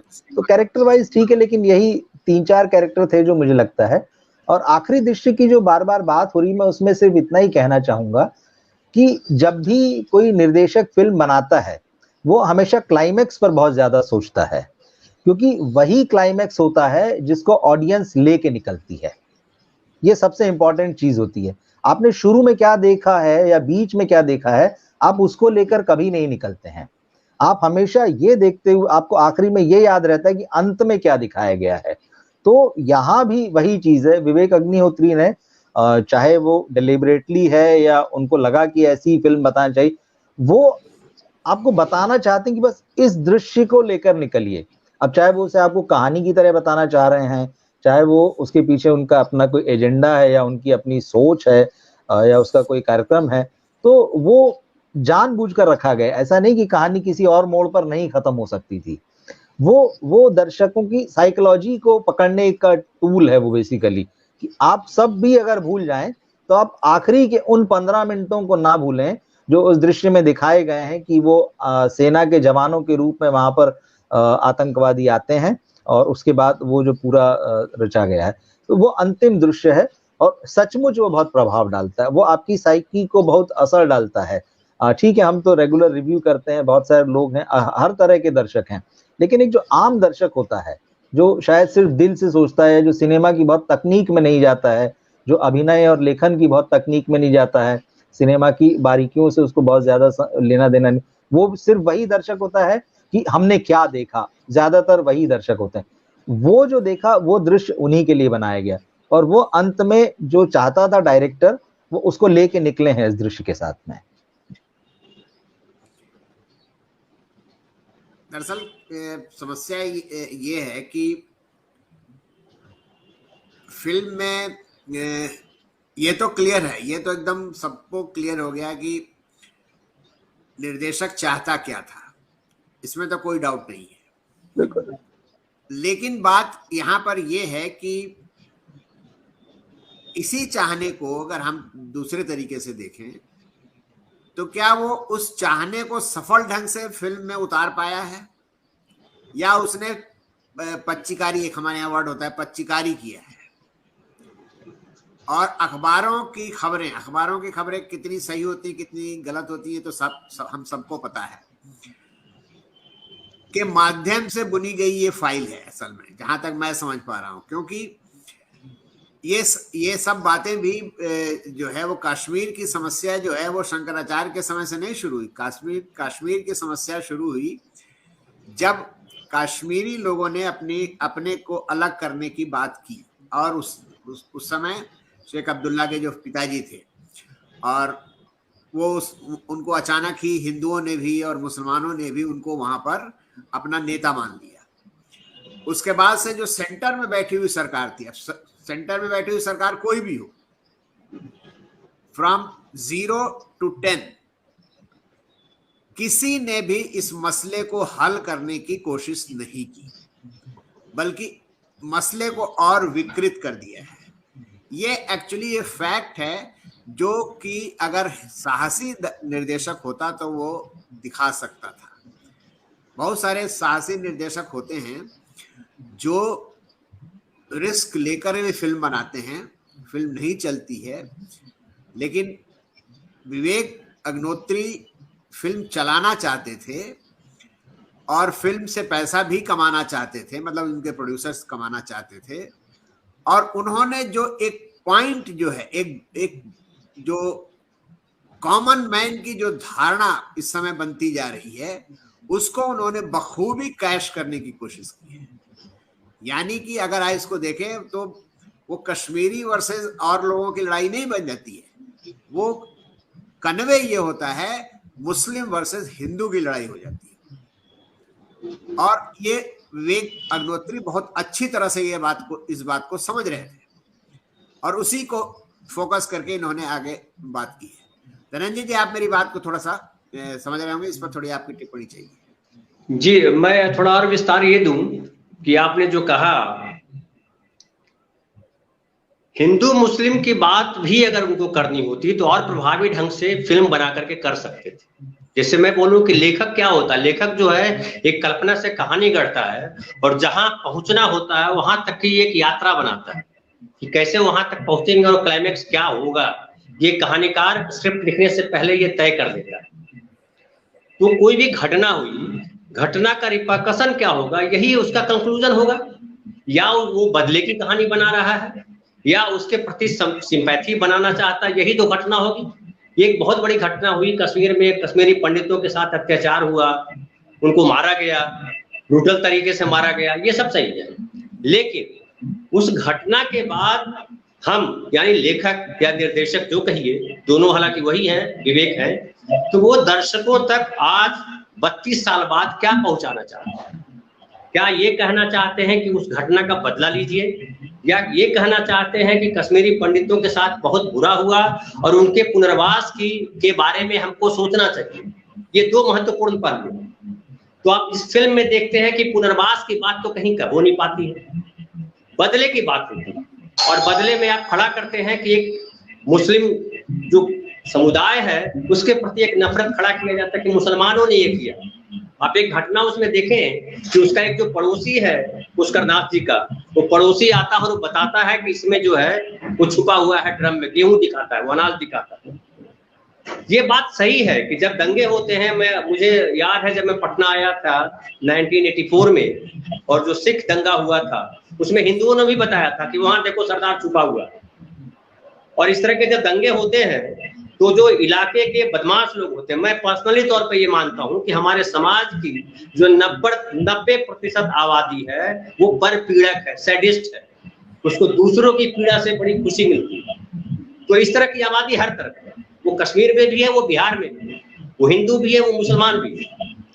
लेकिन कई ऐसे परिवार होते हैं जिनके अंदर संवेदना होती है, और जो लेखक होता है, जो इतिहास को सामने रख रहा है या कहानी के माध्यम से रख रहा हो या तथ्य के माध्यम से रख रहा हो, उसका मतलब होता है एक दस्तावेज देना, ताकि आने वाली पीढ़ी उस दस्तावेज से कुछ सबक सीखे और बेहतर इंसान, बेहतर दुनिया बनाने की कोशिश में आगे बढ़े। यही एक मकसद होता है और रचना का यही मतलब है, रचनात्मक होने का यही मकसद है कि हम उस घटना से सीखें और कैसे बेहतर दुनिया बनाए। तो ये फिल्म अच्छी है या बुरी है, ये इस तराजू पे भी, इस निकष पे भी रख के तोल सकते हैं कि क्या इस फिल्म में एक बेहतर दुनिया बनाने का संदेश है, क्या एक बेहतर समाज बनाने का संदेश है। तो मुझे दिखता है कि ये बेहतर समाज बनाने का संदेश नहीं है। तो ये तो संदेश के स्तर पर। अब जो अभिनय के स्तर पे आपने बात की, बड़ा बढ़िया कहा। मैं वही सोच रहा था जो बुले साहब ने कहा कि उस फिल्म में अगर किसी ने अच्छा काम किया है तो वो पल्लवी जोशी ने किया। पल्लवी जोशी ने हमेशा जब भी काम किया उसके रोल की हमेशा तारीफ हुई है, छोटा सा किरदार करे या बड़ा सा किरदार, और इसमें वो खूबसूरत लगती भी है। हालांकि एक लंबा वक्त हुआ है और अब उम्र भी उनपे हावी हुई है, लेकिन इतना मेंटेन किया हुआ उन्होंने कि उम्र उनपे दिखती नहीं है और उनमें एक जबरदस्त आकर्षण है। लेकिन एक बात मैं और कहूंगा कि कोई भी एक्टर तब बेहतर परफॉर्मेंस देता है जब उसके सामने उस तरह के ड्रामेटिक सीन्स हो। ड्रामेटिक सीन्स केवल नहीं होंगे, उसके साथ उसके आगे पीछे जो घटनाएं चल रही होती हैं उससे आम आदमी जुड़ा हुआ हो। जब तक दर्शक की संवेदना नहीं जुड़ेगी, जब तक दर्शक नहीं जुड़ेगा कहानी के पात्र के साथ, तब तक उस पात्र को जी रहा अभिनेता जो है बेहतर नहीं करता हुआ। अनुपम खेर के पास देखिए, अब ये पहले मैं बोल चुका कि बेसिकली ये पता नहीं चलता कहानी किसकी है, कहानी अनुपम खेर की है या कहानी कृष्ण नाम के वो जो दर्शन कुमार निभा रहा है उसकी कहानी। अब अगर दर्शन कुमार की कहानी कह रहा होता तो वो तो 1 साल का बच्चा है, वो 1 साल का बच्चा कैसे कहानी को देख रहा है, ये समस्या खड़ी हो जाती है। फिर जब कहानी है कि उसको कोई सुना रहा है कहानी, जिसे अच्छा बनाया था और सुनाने में वो फाइल से भी हुए थे। जिससे अभी राजेश जी ने कहा थोड़ी देर पहले कि जब कश्मीर फाइल्स बोलते हैं तो फाइल का मतलब क्या होता है कि शोध हो, उसमें कुछ आयोग ने कुछ रिसर्च किया। वो कोई रिसर्च नहीं, अखबारों के कतरन, अखबार की कतरन जो है वो फाइल नहीं है, उसमें रिसर्च होता। और ये खुद क्योंकि वो जेएनयू में पढ़ रहा है तो पीएचडी कर रहा है तो खुद ही रिसर्च कर रहा होता। और रिसर्च करते हुए कहानी का एक ये भी फर्क होता कि रिसर्च करते हुए अपने पूर्वजों को जानने के क्रम में, अपने पिता को जानने के क्रम में, गुजरात ऐसी कई कहानियां हमारे हिंदी सिनेमा में बन चुकी कि अपने पिता के बारे में पता करने जाता है कि जो है मेरे पिता का क्या हुआ या मेरा पिता कौन थे। इस तरह की कहानियां बहुत आई है कमर्शियल सिनेमा में। उस तरीके से भी जाता और उन जो घटना है 90 की वो घटना से जुड़ता। और फिर एक जो है जो कश्मीर के बारे में बात कर रहा है उसकी जगह वो नायक जो है अपने परिवार की पीड़ा की बात करता। और जब अपने परिवार की पीड़ा की बात करता तो उसमें जो है वो पीड़ा, वो संवेदना दर्शक की वहां जुड़ती। फिर वो पॉलिटिकल फिल्म नहीं होती, फिर वो एक संवेदनशील फिल्म होती और उससे हिंदू मुसलमान सब आदमी अपने धर्म को छोड़ करके, अपने जाति को छोड़ करके जुड़ता। और दूसरी बात मैं कहूँ एक संरचना के स्तर पे जो तकनीकी पक्ष है, जो शिल्प का पक्ष है सिनेमा का, जब हम फिल्म कह रहे होते हैं तो बेसिकली 3 उसके पायदान होते हैं। एक तो होता है कहानी का सेटअप होता है कि कहानी की हम पृष्ठभूमि कर देते हैं कि हीरो किस पृष्ठभूमि का है, हीरो कौन है और किस पृष्ठभूमि का है, विलेन कौन है और किस पृष्ठभूमि का है। और उसके बाद हम टारगेट तय करते हैं कि कन्फ्लिक्ट क्या है इन दोनों के बीच का, और कन्फ्लिक्ट के बाद एक कंक्लूजन आता है। तो कन्फ्लिक्ट कहाँ, हीरो का कन्फ्लिक्ट क्या है इस फिल्म में? अगर अनुपम खेर है तो अनुपम खेर का कन्फ्लिक्ट क्या है, कहां वो संघर्ष करते हैं, दिखते हैं अपने आप को बचाने के लिए। अगर हीरो की बात करेंगे तो हीरो तो अपने आप को बचाएगा ना। कहीं ये नहीं दिखता कि अनुपम खेर किसी व्यक्ति से लड़ रहे हैं, कहीं ये नहीं दिखता कि दर्शन कुमार जब उसके पास गया भी है आखिर में, जो आतंकवादी है जिसने हत्या की है या जिसने चीजें की है, तो उससे वो क्या बात करता है, कुछ नहीं बताता है। और फिर जब कश्मीर फाइल को पढ़ने के बाद समझिए, जैसा कि अभी राजेश जी ने कहा कि कश्मीर फाइल से 8-10 दिन में जो भी गुजरा हो, अगर है फाइल तो मान लिया मैंने कि फाइल है जिससे वो गुजरा नायक, तो गुजरने के बाद उसने क्या देखा, क्या वो उसमें फाइल से गुजरते हुए उसमें कश्मीर का इतिहास दिखाई पड़ा, उसमें कहीं अपना परिवार नहीं दिखा, क्या उसे कहीं अपने जो कश्मीरी पंडित हैं, जो वहां समाज था, जो कश्मीरी पंडित और मुस्लिम जो साथ रह रहे थे, वो समाज नहीं दिखा उसको, कहीं वो नहीं वर्ग दिखा, कहीं वो सरकार का वो पहलू नहीं दिखा कि सरकार किस तरीके से जो है उस समय रिएक्ट कर रही थी। तो ये पूरी की पूरी मंशा जो है लेखक की है, ये कहानी कहना नहीं है, एक पॉलिटिकल स्टेटमेंट देना है, और उस पॉलिटिकल स्टेटमेंट में कांग्रेस को मूल तौर पे घेरे में रखना है। हम सब जानते हैं, जैसा आपने कहा कि कश्मीर की समस्या जो है अलग अलग पार्टियों की वजह से खड़ी है, उसमें आप जो है नाम नहीं ले रहे हैं, लेकिन मैं अगर जिक्र करूं तो नेहरू को आप ब्लेम करेंगे कि नेहरू की वजह से कश्मीर समस्या है, हर कोई बोलते हैं, ज्यादातर लोग बोलते हैं, हालांकि मैं ऐसा नहीं मानता हूं। इतिहास को आप जो है वर्तमान में खड़ा होकर के 60, 70, 75 साल बाद बैठ करके समीक्षा करेंगे तो सही समीक्षा नहीं होगी, क्योंकि इतिहास जो है केवल तथ्य नहीं होता है, इतिहास जो है किसी व्यक्ति के द्वारा वो भी कहा जा रहा है, कोई देखा हुआ व्यक्ति अपनी घटना कह रहा है या कोई देखने के बाद वो लिख रहा है, वो उसका अपना परसेप्शन उसमें ऐड होता है, अटैच होता है। समझिए, मैं एक और छोटी सी बात करके खत्म करता हूं अपनी बात। आज मैं एक पढ़ रहा था एक आर्टिकल, मैं अभी भूल रहा हूं नाम, बड़े चर्चित राइटर हैं, जर्नलिस्ट हैं, वो 32 साल पुरानी कहानी वो भी लेकर के आया, दरभंगा के जो भागलपुर में जो दंगा हुआ था, भागलपुर का दंगा बहुत भयानक दंगा है, और उस दंगे का उन्होंने जो है कई किरदारों के माध्यम से उन्होंने तथ्य रखे हैं जो भुक्तभोगी थे। गौरी प्रसाद उनका नाम है? नहीं, गौरी प्रसाद नहीं है, अभी अपूर्व भारद्वाज। अपूर्व भारद्वाज की आज फेसबुक पे अभी कई लोगों ने उसको शेयर भी किया है। तो उन्होंने लिखा है, उसमें बताया है, कई भुक्तभोगियों के माध्यम से उन्होंने उस समय का वर्णन किया है कि दंगे के समय क्या क्या हुआ। और आप जब पढ़ते हैं तो आपको लगता है कि हिंदुओं के प्रति बड़ा आक्रोश खड़ा हो जाता है, और लगता है कि बहुत बुरा हुआ, बहुत बुरा दंगा, बहुत बुरा होता है, किसी की हत्या बहुत बुरी, ऐसे इनकार नहीं किया जा सकता है। लेकिन जब वो आप उस घटनाक्रम को रख रहे हैं तो उसकी पूरी पृष्ठभूमि को रखना अनिवार्य हो जाता है कि इस तरह का माहौल क्यों बना, इस तरह के माहौल बनाने में कौन कौन लोग थे, तभी तो आप एक सही तरीके से जज कर पाएंगे, कुछ भी जज कर पाएंगे। तो ये मुझे इस फिल्म में भी वो दिख रहा है कि आप जो है स्टेटमेंट पे खाली काम करेंगे तो अच्छी फिल्म तो नहीं बना पाएंगे। समझिए, मदर इंडिया एक फिल्म बनी थी, तो मदर इंडिया की कहानी जो है लाला के खिलाफ आक्रोश नहीं है। मदर इंडिया फिल्म देखते हैं तो क्या लगता है कि पूरी फिल्म तो एक संघर्ष है, एक लाला के खिलाफ उस लेडी का, लेकिन आखिर में क्या कह रही है फिल्म? आखिर में वो फिल्म कह रही है कि एक स्त्री की इज्जत सबसे ऊपर है, और उस स्त्री की इज्जत के लिए एक माँ अपने उस बेटे को कुर्बान कर सकती है जो बेटा उसका सबसे प्यारा है। तो फिल्म का मैसेज जो है ना बहुत महत्वपूर्ण होता है, और अगर आप मैसेज नहीं दे पा रहे हैं तो माफ कीजिएगा, आप फिल्म मेकर नहीं, आप बनिया हो सकते हैं, आलू बेचें, कोई और चीज मटन बेचें, वो करें, सिनेमा ना बनाए प्लीज। क्योंकि हाँ, लेकिन एक बात मैं कहूंगा कि इसके बहाने इस फिल्म को एक मैं नंबर इसलिए देता हूं कि इस फिल्म के बहाने आज जो है देश में फिल्म पे गंभीर चर्चा हो रही है, और लग रहा है कि फिल्म का बहुत भारी प्रभाव है।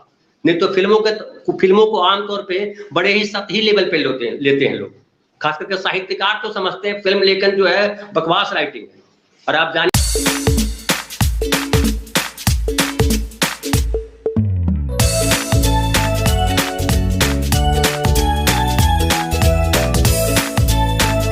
कि साहिर लुधियानवी को उस जमाने के जो बड़े बड़े शायर थे, बहुत बढ़िया शायर नहीं मानते थे, वो फिल्मी शायर मानते थे।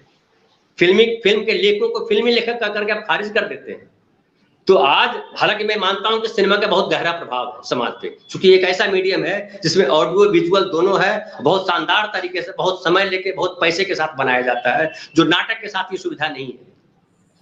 तो फिल्म पे अगर इतनी अच्छी चर्चा की जा रही है, की जानी चाहिए। और फिल्म हमारे लगता है कि आने वाले समय का एक मैं तो बोलता हूं कि इतिहास लेखन में फिल्मों को आजमाया जाना चाहिए, और कई ऐसी फिल्में बनी है जिसको देख करके आप इतिहास को समझ सकते हैं। आप सीरियल में भी अगर जाएं तो टेलीविजन पे 10 एपिसोड संविधान बनाया गया है, उसको आप देखिए और आपको संविधान समझने में बड़ी मदद मिलती है। तो फिल्म जो है ऊंचा मीडियम नहीं है, ऊंची माध्यम नहीं है, इसको बड़ा गंभीर तरीके से लिया जा सकता है, और सिनेमा को भारत में कहने का, अभिव्यक्त करने का, पढ़ाने का, इतिहास का, सबका बढ़िया माध्यम बनाया जा सकता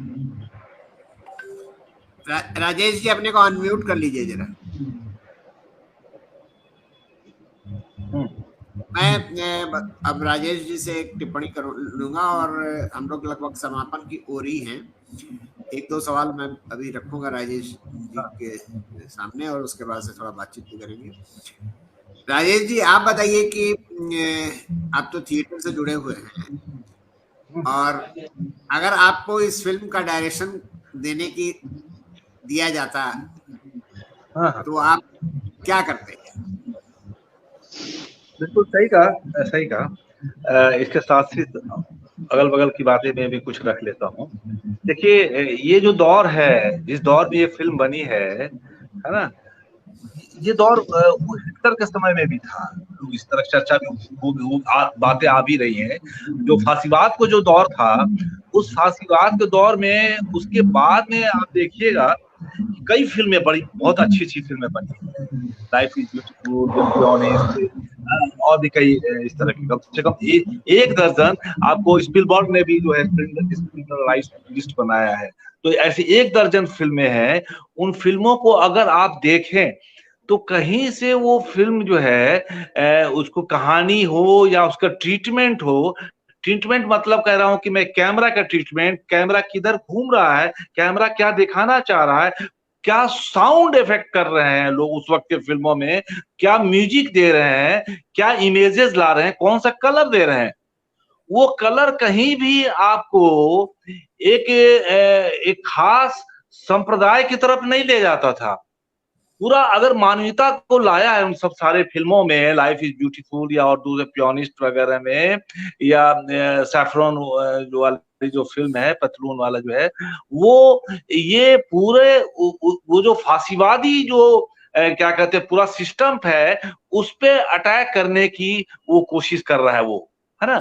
कभी कम्युनिटी पर अटैक नहीं किया। अगर हम केवल ऐसी घटनाओं को उठाकर हम लिखने लग जाएं, तो उदाहरण के लिए हमारे पास एक नहीं है। जैसे आपने भागलपुर का आपने चर्चा छेड़ी, मैं तो वहीं कराने वाला हूं।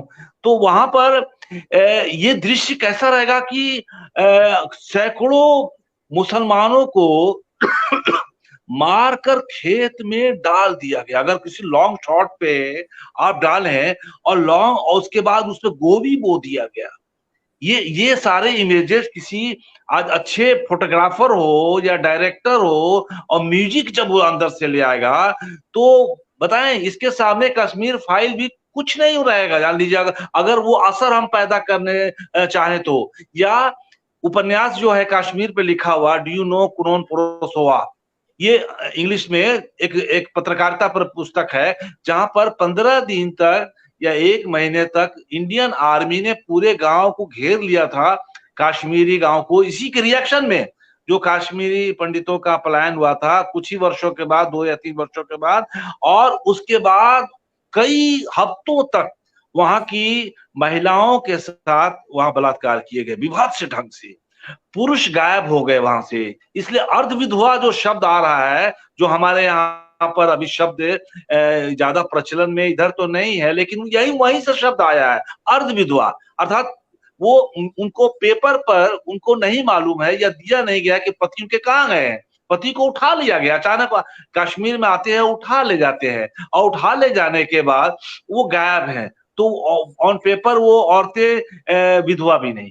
तो ये शब्द वही है। अगर इन पे कोई फिल्म बनाना चाहे, मुझे अगर नाटक लिखना हो या फिल्म बनाना हो, और मैं केवल यही टारगेट करूं कि हम इसमें कहीं भी स्टेट को नहीं लाएंगे, हम कहीं आर्मी को नहीं लाएंगे, और केवल हम एक समुदाय को लाने की कोशिश करेंगे, तो बिल्कुल जो है लाने वाला की जिसकी नीयत अगर होगी तो ला सकता है। इन्होंने किया है।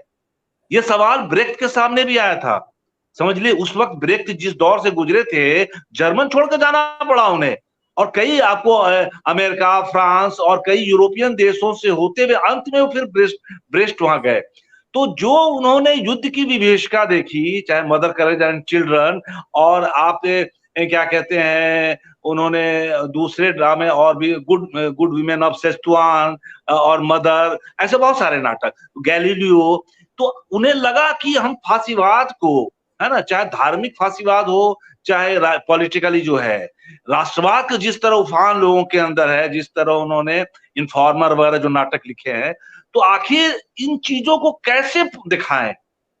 तो उन्होंने उसके लिए जो एलिनेशन इफेक्ट का, अगर मैं निर्देशक होता तो मैं इन सब चीजों को, टूल्स का, डिवाइसेस का इस्तेमाल करता। और हमारे सामने है, हमारे सामने तो हमारे भारत की परंपरा में, लोक परंपरा में एलिनेशन इफेक्ट इपिक थिएटर का जो पूरा जो तोड़ता है कहानी को। इसलिए ब्रेख्ट को लगा कि नहीं, अभी हम इस कहानी को कैसे कहा जाए, तो उस कहानी को कहने के लिए वो ऐसे कोरस खड़ा करते थे जो कोरस लोगों में इमोशनल को तोड़ता था, इमोशन को। जहां पूरा स्टानिस्लॉवस्की का जो पूरा सिद्धांत एक एक संवेदना में ले आते थे, भावुकता में लाने की कोशिश करते, उन्होंने तोड़ा, बोला कि नहीं, हमारे देश में अभी जो माहौल है, अगर हम इसको नहीं लाएंगे तो कोई भी निर्देशक आएगा और अपनी इमोशनल कहानी को लेकर, क्या समझ रहे हैं कि ये केवल विवेक के पास ये फॉर्मूला है? अगर किसी को आज अगर दूसरे माफिया कोई दे देगा कि आप ऐसी फिल्म बनाइए, तो वो भी क्रिएट कर सकता है, इतना भावुकता की परम पराकाष्ठा पे ले जाएगा। वो धार्मिक श्लोकों का इस्तेमाल करेगा, धार्मिक आयतों का इस्तेमाल करेगा, और धार्मिक आयतों और ये सब अजान का इस्तेमाल करके इतना लोगों को इमोशन में ले जाएगा कि लोग उससे निकल नहीं पाएंगे, और उसके बाद जो बोलेगा वो ग्राह्य होगा, लोगों को दिमाग खोखला कर देगा। लेकिन ब्रेख्त ने कहा था, और मैं उनका पक्षधर हूं, अगर मुझे फिल्म बनानी होती, मुझे नाटक क्या कहते हैं लिखना होता, तो मैं यहाँ पर इस्तेमाल करता, बार बार अपनी कहानी को तोड़ता, और तोड़कर लोगों को सच सोचने के लिए मजबूर करता। लेकिन ये चाहते नहीं है, विवेक अग्निहोत्री सोचने के लिए कोई स्पेस ही नहीं देते हैं। वो गोली मारते हैं तो दूसरे से शरीर से निकल जाता है। इमोशन को लाने के लिए उस महिला को, दर्शन कुमार की माँ को, पूरी भीड़ के सामने कपड़े फाड़ देता है, माने यहां तक ले आता है पूरा इमोशन को करने के लिए, ताकि उससे महिला इमोशन हम जुड़ सके। तो ये सब इनके चाहते हैं, तो सिंबल के द्वारा भी निकाल सकता है कि औरतों पर उन्होंने शोषण किया वगैरह वगैरह, लेकिन नहीं, वो उसको प्रदर्शन करके वो इमोशन लोगों को जगाना, ताकि वो दिमाग से सोचना खत्म कर दे कि उस वक्त आर्मी की क्या भूमिका थी, उस वक्त जो है वर्तमान जो सरकार थी और सरकार के लोग क्या सोच रहे थे, क्या कर रहे थे, और इतने वर्षों के बाद भी इनकी घर वापसी क्यों नहीं हुई। ये सोचने का स्पेस ही नहीं छोड़ रहा है फिल्म।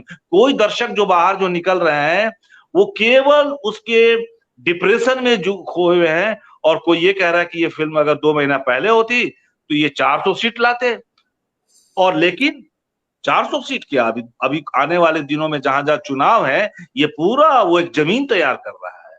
ये जमीन जो है, वो पूरी जमीन जो है, वो संवेदना और अति नाटकीयता का जो सहारा लिया है, वो एक मैं बहुत ही फिल्म के लिए, किसी भी फिल्म के लिए बहुत खतरनाक क्या कहते हैं एक धारा है। अगर ये धारा चल गई तो ये टूल्स जो कह रहे हैं ना कि दूसरे उसके फाइल बना के दिखाइए, बनाने वाले बहुत सारे बैठे हुए हैं, ऐसा नहीं कि इन्हीं के पास लिखने वाले और कलाकार हैं और करने वाले हैं। ये दूसरी बात है कि उन फिल्मों को रोक दिया जाएगा और चलने नहीं दिया जाएगा, सेंसरशिप बंद कर देगा। पंजानिया को रोका है कि नहीं रोका है? हाँ, पंजानिया अभी तक पहुंची नहीं है। हाँ, दूसरी बात है शुद्रा द राइजिंग भी अभी तक फिल्म हाल तक नहीं पहुंच पाई है। नहीं पहुंची है। कई फिल्में जहां पर अगर किसी फिल्म में आपने ऐसा लिखा और उसमें आपको मान लीजिए किसी धर्म पर, किसी अपर कास्ट पर, अभी तो मैंने देखा है, मुझे बहुत आश्चर्य हुआ कि महाराष्ट्र के नागपुर के एक साथी ने मेरा प्ले मांगा था, हिंदू कोड बिल, और उसके बाद उन्होंने बॉम्बे में उसे सेंसरशिप कराना पड़ता है, पास कराना पड़ता है।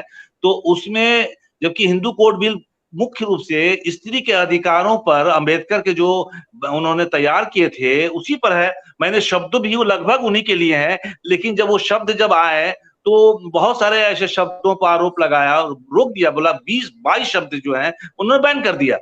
तो ये अगर बना भी कोई दूसरा देश शूद्र की जैसी फिल्में, ब्राह्मणवाद पर चोट करती हुई कोई फिल्में, तो अभी आपके सामने 2 दिन पहले ही तो हुआ कि एक मूंछ रखने वाले पर जब उसने मेघवाल जो है राजस्थान का, उसकी गोली से मार दी गई।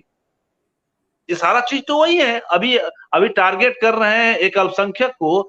कोई और नहीं कि आने वाले दिनों में आपको बिहार में ऐसी कई घटनाएं घटी नहीं कि 75 दलितों और मुसलमानों को मार दिया गया था पूरा सामंतों के द्वारा अटैक करके लक्ष्मणपुर बाथे में।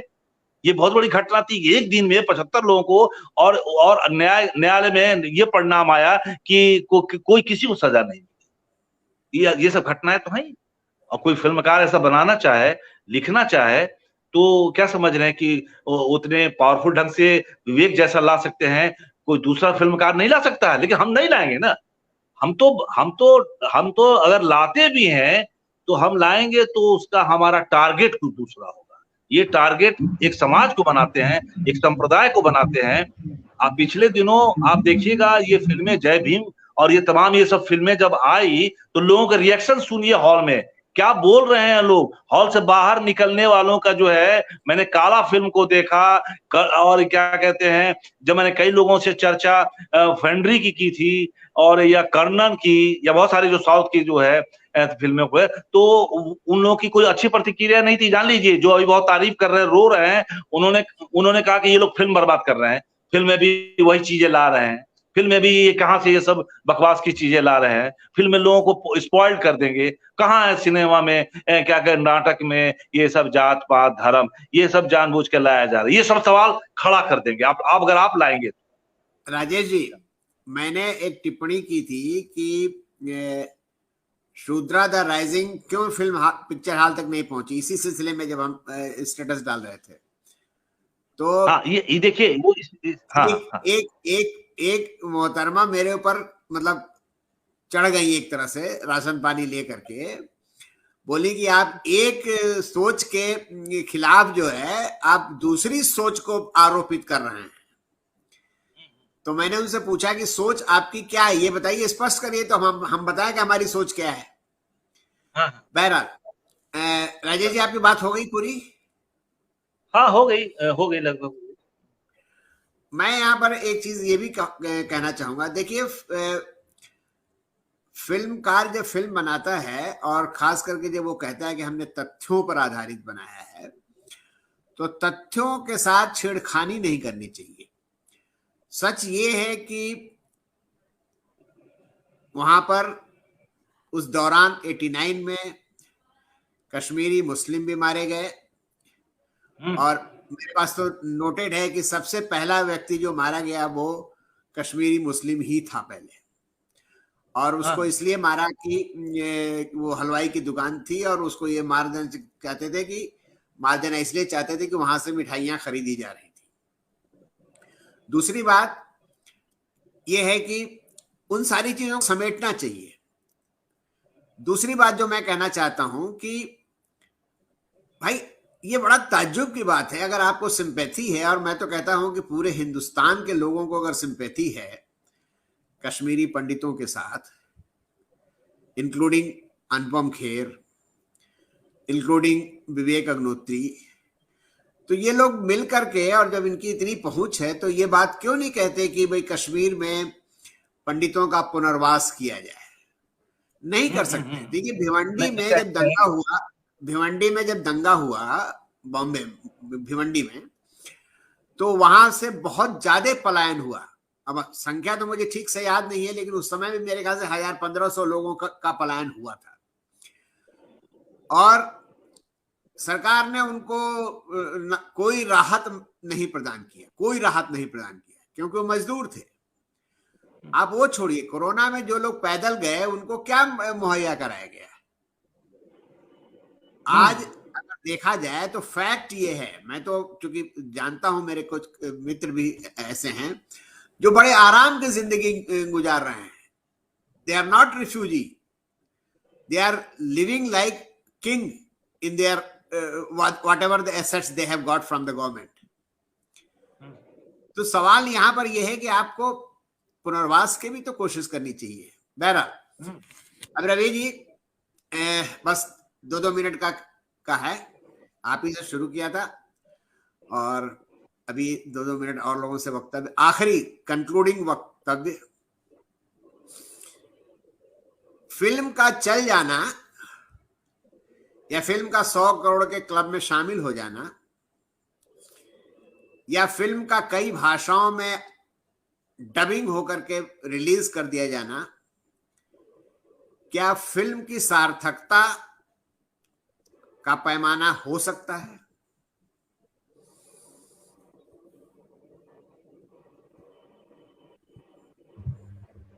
जी, देखिए जो आपने कहा ना, ये बहुत महत्वपूर्ण बात है। फिल्म का चलना अलग चीज़ है, फिल्म का सार्थक होना नहीं होना अलग चीज़ है। फिल्म किस लिए बनाई गई, वो ये सब चीज़ें अलग-अलग हैं। हाँ, लेकिन ये है Kashmir files, the Kashmir file जिस उद्देश्य से बनाई गई, मुझे लगता है वो उद्देश्य पूरा हो चुका है। जिन भी लोगों ने इस फ़िल्म को बनाया है, तो वो अपने मकसद में कामयाब हैं। अब कोई भी चीज़, चाहे वो लिटरेचर हो, चाहे वो सिनेमा हो, वो कितना सार्थक है, ये एक दिन में कभी भी तय नहीं किया जा सकता, एक दौर में कभी भी तय नहीं किया जा सकता। ये चीज़ें ग्रेजुअली धीरे-धीरे समय के साथ सेटल होती हैं। ये फ़िल्म समाज पर कितना असर डालेगी अभी कोई नहीं जानता। एक तात्कालिकता हमको दिख रही है इसमें, कि लोग इसको देखने जा रहे हैं, बात कर रहे हैं, उनके रिएक्शन आ रहे हैं। बहुत बड़ी-बड़ी फ़िल्में आई हैं जिन्होंने मतलब जिनका बॉक्स ऑफिस कलेक्शन है 300 करोड़, 400 करोड़, 500 करोड़, लेकिन लोग उसको भूल चुके हैं। कोई उस फ़िल्म को दूसरी बार देखना भी नहीं चाहता है। तो बॉक्स ऑफिस कलेक्शन एक अलग बात है और फ़िल्म का सार्थक या निरर्थक होना एक बहुत दूसरी बात है। और इसमें भी ये है कि हर व्यक्ति इसको अपने नज़रिए से देख रहा है, उसको इस फ़िल्म में क्या देखना है। तो जैसा कि मैंने कहा कि निर्देशक का और मेकर्स का एक जो मकसद था इस फ़िल्म के द्वारा, वो पूरा हो चुका है। तो इस हिसाब से उनके लिए ये फ़िल्म सफल है। लेकिन उनके अलावा भी बहुत सारे लोग हैं, बहुत सारी आवाज़ें हैं। अब ये है कि हम उस पर बातचीत कर रहे हैं और तो उस बातचीत अपनी जगह बिल्कुल ठीक है, होना चाहिए। लेकिन ये फ़िल्म क्या असर डालेगी आने वाले दिनों में, हमें दिखाई देगा, तब आप इस फ़िल्म को एकदम सही ढंग से इसका मूल्यांकन कर पाएँगे।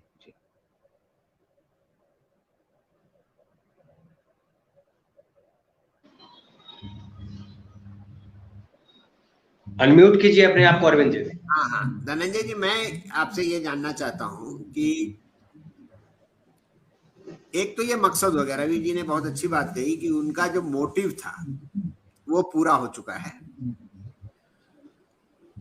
और मोटिव जो है वो पैसा कमाना ही नहीं है, मेरे ख्याल से उनका पॉलिटिकल गेन भी एक मोटिव है। और बहुत सारे कलाकार, राज कपूर के बाद से अपनी फिल्मों के दम पर राज्यसभा का मेंबरशिप मिली नहीं किसी को, सबको खुश करने की कोशिश की गई। क्या आपको लगता है कि इस मोटिव के बहाने, इस मोटिव के सहारे वो राज्यसभा की मेंबरशिप उनको मिल जाएगी? राज्यसभा के मेंबरशिप मिले उनको या विदेश मंत्री बना दिया जाए, ये कोई बड़ी बात नहीं है। देश में ढेर सारे राज्यसभा मेंबर बने, जब से देश आजाद हुआ है 72 साल हो गए, बहुत सारे राज्यसभा सांसद बने, लेकिन महबूब खान के आसिफ जो है गिने चुने लोग हैं।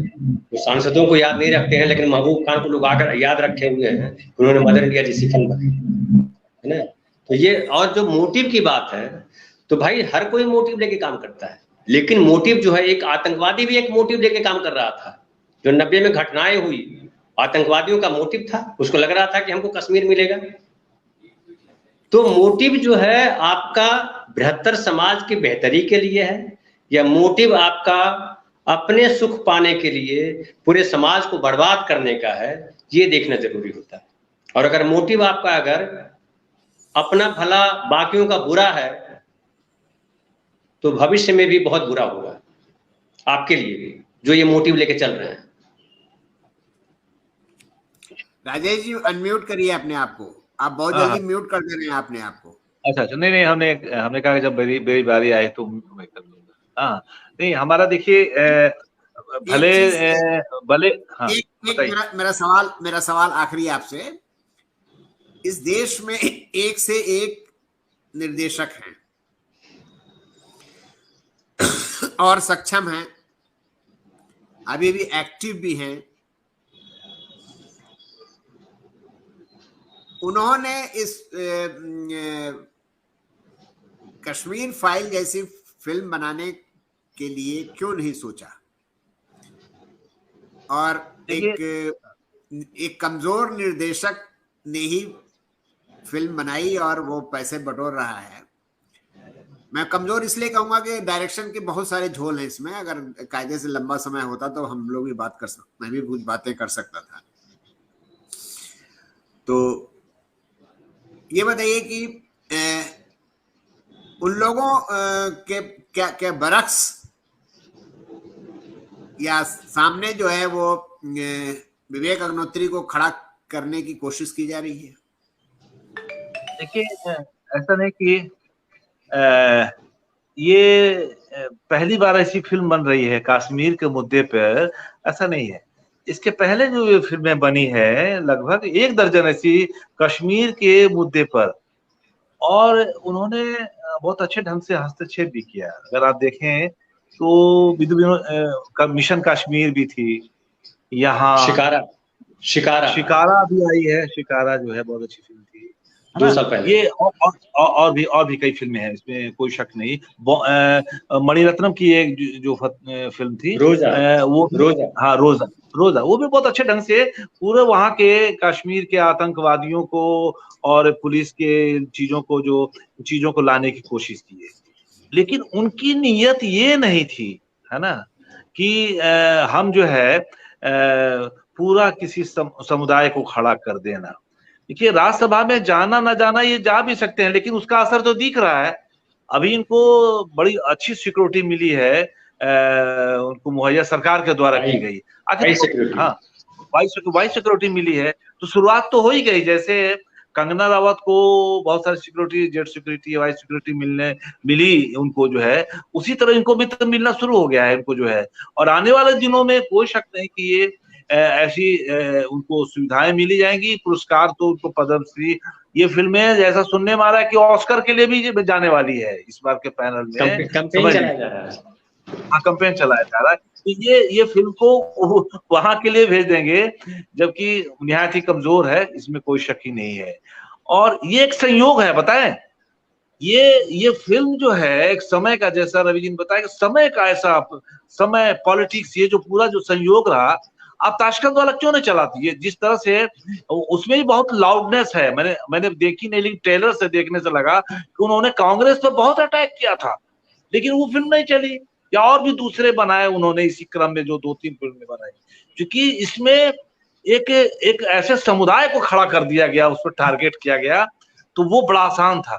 और उस आसान करने से हमें राजनीति को भी बड़ा अच्छा लग रहा था और वोट के लिए फायदा हो रहा था।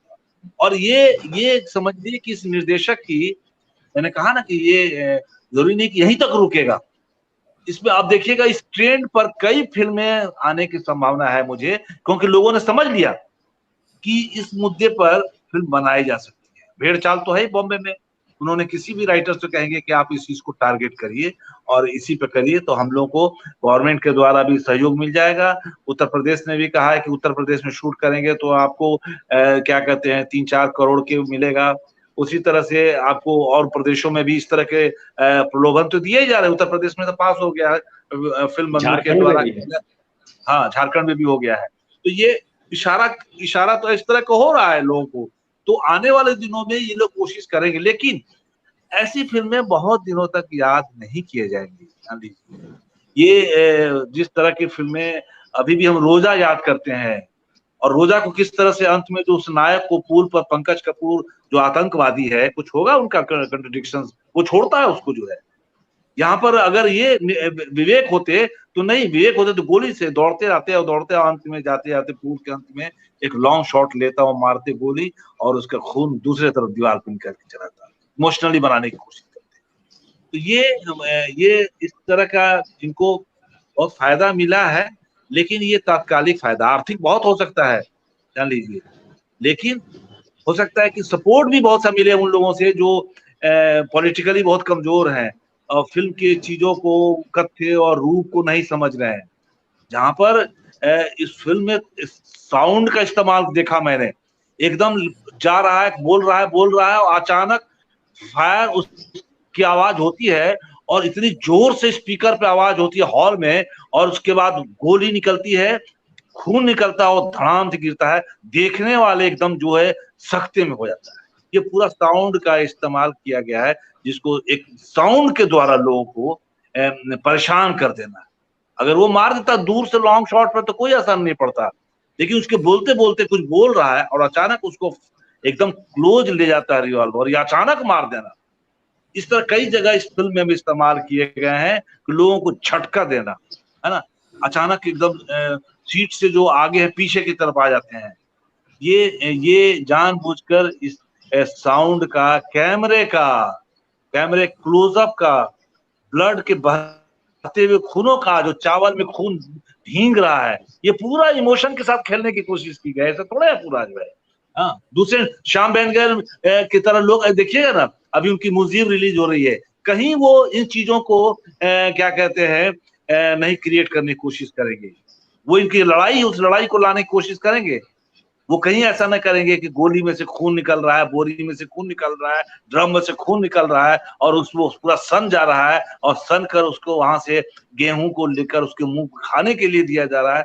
मैंने एकदम पीक पर ले जाने की कोशिश की जा रही है एकदम। तो ये इंटेंशन किया जा रहा है। इसके इंटेंशन जो है अंदर से भरा पड़ा है और वो खेल करना जानता है ये निर्देशक कि हमें ऐसे चीजों को लाया जाए। कैमरा भी ऐसे ही इस्तेमाल किया, म्यूजिक भी आप देखिएगा इसमें ऐसे म्यूजिक इस्तेमाल किया गया। मैं वो ध्यान से सुन रहा था म्यूजिक को, म्यूजिक भी लोगों को इवोक कर रहा था, वो कर रहा था उस म्यूजिक को। तो ये ठीक है, उनको पैसा बहुत कमा लेंगे, लेकिन बहुत दिनों तक ये दिलों में उतरने वाले नहीं है, मुझे ऐसा लग रहा है। चलिए अब लोग बातचीत का समापन करते हैं। बस मतलब एक आखिरी बात कहते हुए कि मुझे ब्रेक्ट का एक वाक्य याद आ गया कि बहुत ही भावुक और हिंसा से भरी हुई जो रचनाएं या फिल्म होती है या नाटक होता है, वो हमेशा जो होता है वो जनता के विरोध में चला जाता है, क्योंकि शासक वर्ग उसका फायदा उठाता है। यहाँ भी एक व्हाइट टेरर, जैसे हम लोग बोलते थे जमींदारों वगैरह के जमाने में, व्हाइट टेरर एस्टेब्लिश किया, यहाँ पर उन्होंने एक तरह से उसके व्हाइट टेरर ही क्रिएट करने की कोशिश की है, और वो भी किसी को सिंपैथाइज करते हुए और किसी को विलेन बनाते हुए। इसी के साथ अपनी बात मैं खत्म कर रहा हूँ। आप लोगों ने समय दिया, काफी अच्छी बातचीत हुई, 1.5 घंटा हम लोग बातचीत कर चुके। रवि जी को बहुत बहुत धन्यवाद, बहुत बहुत धन्यवाद। राजेश जी आपको भी बहुत बहुत धन्यवाद। और इसी के साथ मैं